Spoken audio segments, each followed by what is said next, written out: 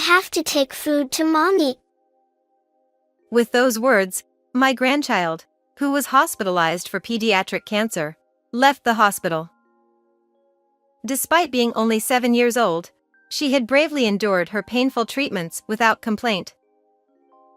Upon hearing her words, I hurried to my son's house. But when I arrived, it wasn't my runaway grandchild I found, but my frail daughter-in-law. Why? I gasped at the sight before me. To my shock, she was pulling weeds from the garden and eating them. When she revealed an unbelievable truth, I made a firm decision in my heart. My husband Jason had just retired, and we were enjoying a leisurely life together. To supplement our income, I started a home vegetable garden, which grew to the point where I was considered an expert. It became a daily routine for us to work in the garden together, and when we had a bountiful harvest, we shared our vegetables with our neighbors. The joy they expressed over the delicious vegetables I grew was a source of motivation. Our only son, John, married Amy when he was 27. He met her at the company where he worked, which was run by her father. A year later, a lovely baby girl named Emma was born. Though we didn't live together, our family gatherings were always filled with smiles around our grandchild. From any perspective, we seemed like a happy family. We had no typical mother-in-law and daughter-in-law conflicts. In fact, I had a very good relationship with Amy. John and Amy often visited with Emma, and I cherished watching my first grandchild grow, feeling grateful for these moments. When Emma was about 6 years old, she fell ill. Despite visiting several hospitals, her condition didn't improve, so she was hospitalized for a thorough examination. The tests revealed that she had pediatric cancer. Our family hoped it was a mistake, but it was an undeniable reality. I'm okay. I'll do my best. So everyone, please support me. While everyone around her was in shock, Emma remained strong and composed. That's right. You're a strong girl, and you'll definitely get better. I decided to support her with a positive attitude. Emma endured the repeated painful treatments without complaining, bravely fighting her illness. My son and daughter-in-law also supported and encouraged her. Let's do everything we can to help them. My husband and I agreed to focus on supporting our son and his family. Amy, are you okay? Are you getting enough rest? Yes, somehow. But every time the phone rings, I worry that something might have happened to Emma. I understand. It's worrying. Amy visited the hospital daily and stayed with Emma as much as possible during her prolonged hospitalization. Her face showed clear signs of exhaustion. Why don't you take a break and let John take over for a bit? I'm worried about your health too. Yes, but... According to Amy, my son had become too busy with work to visit the hospital. Emma knew about this and seemed somewhat lonely because of it. Seeing her like this broke my heart. I decided to call John. I thought Amy might be holding back and enduring a lot due to her reserved nature. Emma and Amy are doing their best. Can't you help out a bit more? What? Are you saying I'm not doing anything? I didn't say that. But could you visit them even for a short time? Thinking of them, I spoke more firmly than usual. I know, but the treatment costs a lot.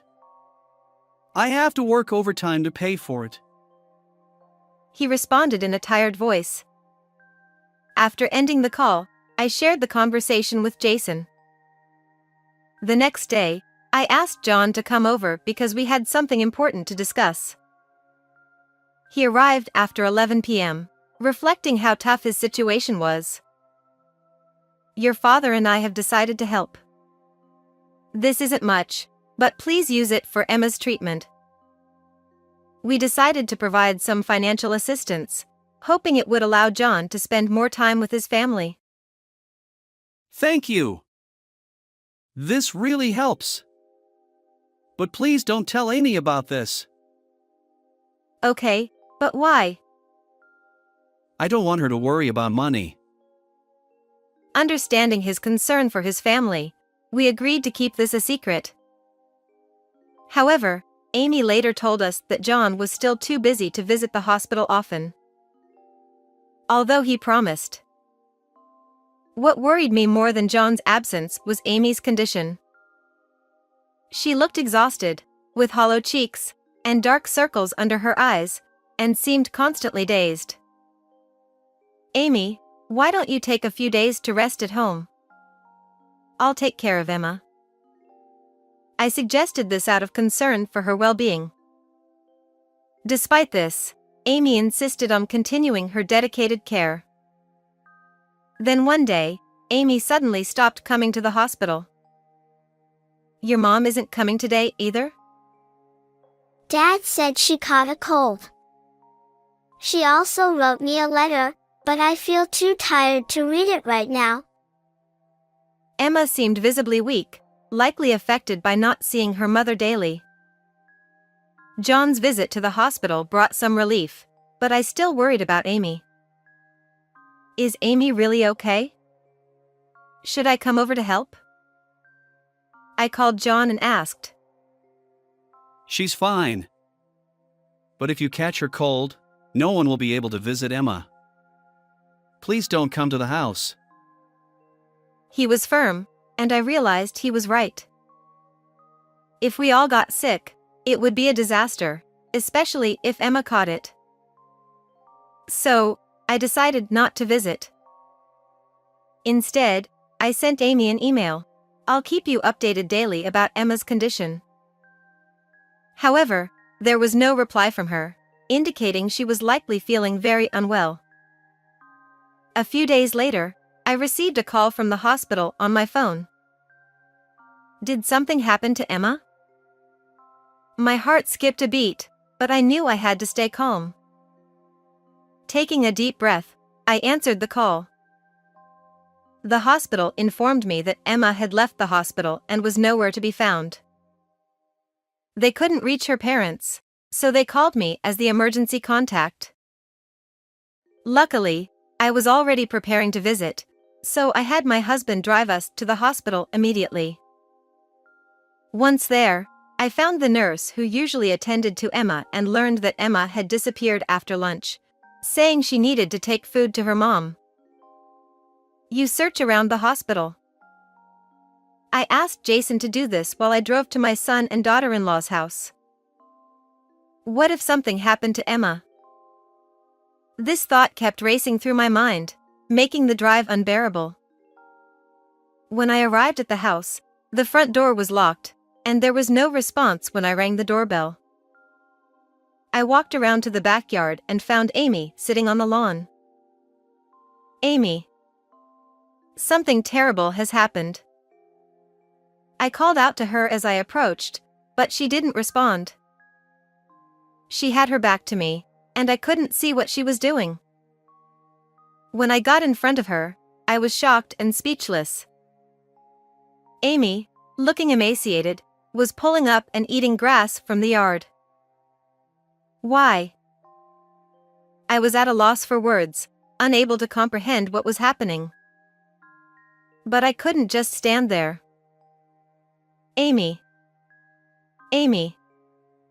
Can you hear me? I kept calling her name until she finally responded, looking at me. Nancy. I brought Amy inside and listened to her story. Actually. What she told me was so astonishing that I couldn't believe my ears. At that moment, I received a call from my husband saying they had found Emma. She had run out of energy on her way home and was sitting on a bench a bit away from the hospital. Can you contact the hospital and take her back?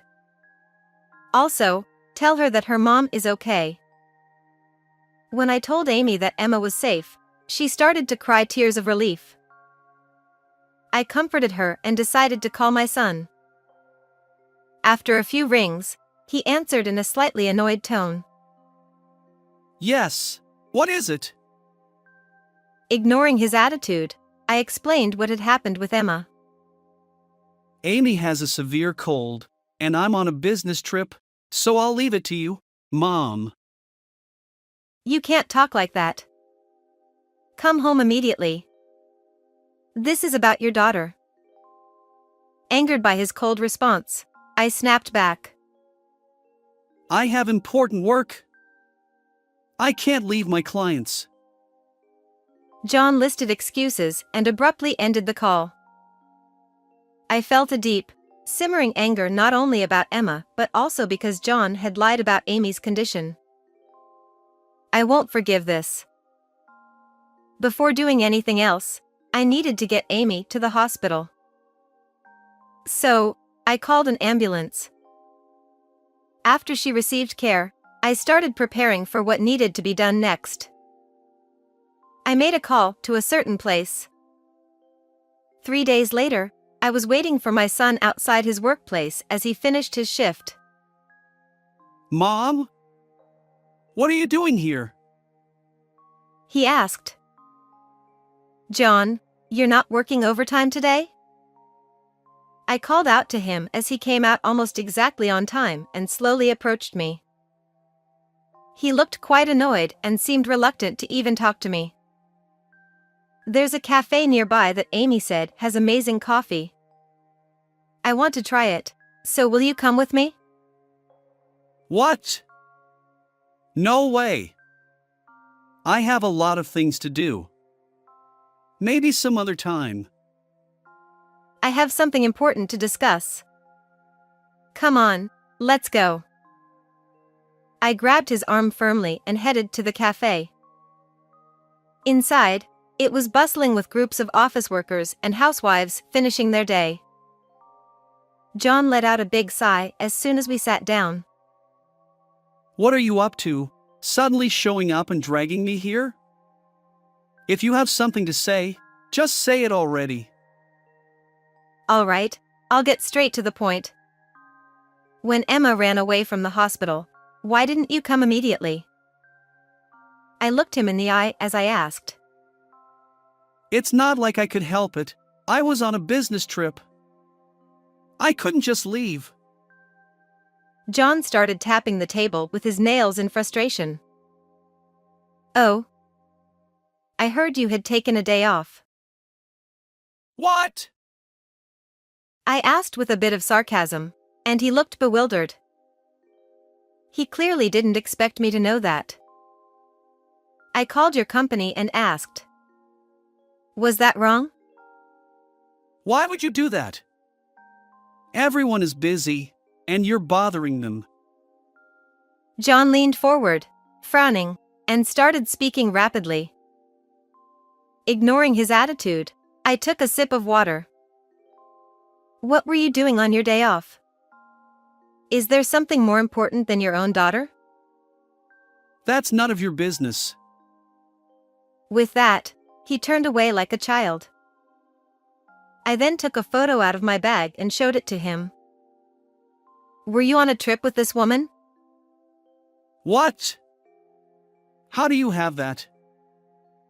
John asked, his eyes wide with shock. The photo showed John walking closely with a woman. Yes, he was having an affair. It probably started around the time Emma's illness was diagnosed, and the money we gave him was likely spent on her. The constant overtime was a complete lie. And here is proof of your trip. I took my phone from the table and showed him a screen. Look, you're clearly in the picture. Wait, what is this? What I showed him were pictures from his mistress's social media. They were holding hands and smiling broadly at the camera during their trip. Why do you have these, Mom? Amy originally found the photos, and you've seen those before, right? The social media posts I tracked down myself. Actually, my daughter-in-law Amy had secretly started investigating John's infidelity on her own some time ago. She confronted him with all the gathered evidence. But you blew up at her when she showed you, didn't you? Then you started treating her horribly and even began to restrict her movements, I said. John snapped. How much do you know? Did you go to the house and meet her? I told you not to go. Your excuse about her being sick was a lie, I replied calmly to my son, who was desperately trying to argue back. The day my granddaughter escaped from the hospital, Amy confided in me about John's outrageous behavior, and I was shocked. I didn't want to believe that my own son not only cheated but also mistreated Amy. Amy said that John had been unapologetic about the affair. When she tried to divorce him and demanded alimony, he refused. To silence her, he physically abused her, restricted her from going out, confiscated her phone, and even deprived her of food. The claim that she was sick was just a lie to keep us from contacting each other. Amy was eating grass in the yard. She was that desperate, I revealed. What? She did that? Unbelievable.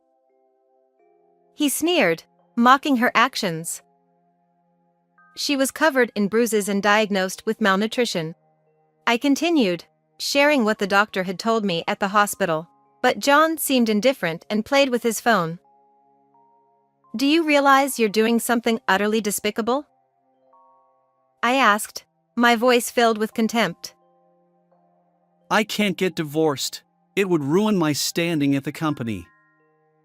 I'm supposed to take over someday. He replied, smirking as he looked up from his phone.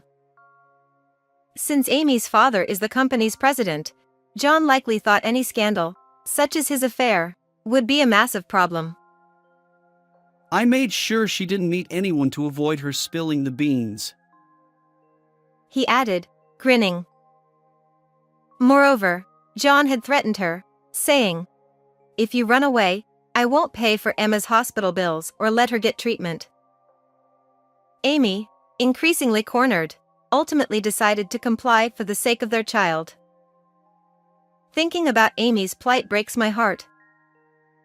John said, Why did you go to the house, anyway? Because your precious daughter escaped from the hospital, I replied. Then you should have looked around the hospital. He retorted. She left saying she had to bring food to her mom, I explained. John looked puzzled and confused. But Emma shouldn't know about her mother's situation since she's been in the hospital. He said. That's true, normally, I agreed, handing him a piece of paper. It was a letter Amy had written to her daughter. What's this supposed to prove? There's nothing unusual in here. He argued. The letter seemed ordinary at first glance, but it held a hidden message. What do you think happens if you read only the first letters of each line vertically? I asked. John took the letter, scanning it carefully. After deciphering it, he slammed the table in anger. Tell Grandma to help me. It hurts. I'm hungry. This was an SOS from Amy, I explained. Emma read this and escaped to bring lunch to her mom, I added, but John still seemed confused. But she hadn't visited her mother for a while. How could she have delivered such a letter? He protested. It appears you delivered it to the hospital, I said. What? He exclaimed. Amy had given John an envelope with documents for the hospital, including the letter for Emma. He had been too preoccupied with his affair to remember. After thinking for a moment, John realized. How cunning. But how did you decode it? It was a game Amy invented for Emma to enjoy while bedridden. I explained. Emma, weakened by her treatment, spent most of her days in bed. Decoding letters was a detective game they enjoyed together. The nurses and doctors knew about it. The only one who didn't was you, because you never visited, I said, staring at John. He scowled and made a loud, annoyed sound. Give me a break. It's her fault for having a sick child. She's a failure as a woman. He shouted. How can you say that? I responded, horrified. That's why it's okay to cheat on her. He continued without hesitation. His cruel words made me lose all patience and affection for him. I wondered where I had gone wrong in raising my son. All I felt was regret, knowing that Amy had suffered because of it. The only way I could atone was to ensure he faced the consequences of his actions. I've told Amy's father everything about your affair, her hospitalization, and the reasons behind it, I said. What? No. That can't be true. John began to panic. It is. Don't think you can do such terrible things and get away with it unscathed. What am I supposed to do? As my mother, can't you consider my position at the company? Think about how foolish you've been. I snapped. I placed the divorce papers Amy had given me in front of him. Seeing them, John finally seemed to grasp the gravity of his actions, and sweat began to form on his forehead. Mom, help me! Please apologize to Amy and the president with me. He pleaded, still hoping for a way out. But life isn't that easy. Stop relying on your parents. Take responsibility for your own actions, I said firmly. This was the final lesson I could teach him, and I pushed him away. He collapsed onto the table, sobbing. Later, the divorce was finalized. Amy demanded $20,000 in alimony, $10,000 from the other woman, $70,000 in child support paid up front, and $30,000 for emotional distress. John sold his house and took on debt to pay these amounts. It turned out that the other woman was a coworker, and both were transferred to different departments for disrupting workplace conduct. Coincidentally, someone from John's company was at the cafe where we talked, and the news of his affair spread. They both eventually resigned due to the hostile work environment. We cut ties with John. After several attempts to seek help from us, he eventually stopped coming, and we have no idea what happened to him. Amy recovered and was discharged from the hospital. Our granddaughter is doing well with her treatment and is expected to come home soon. We still keep in touch with Amy and our granddaughter, and I'm determined to support and watch over them. How did you find this story? Please subscribe to the channel. See you in the next video.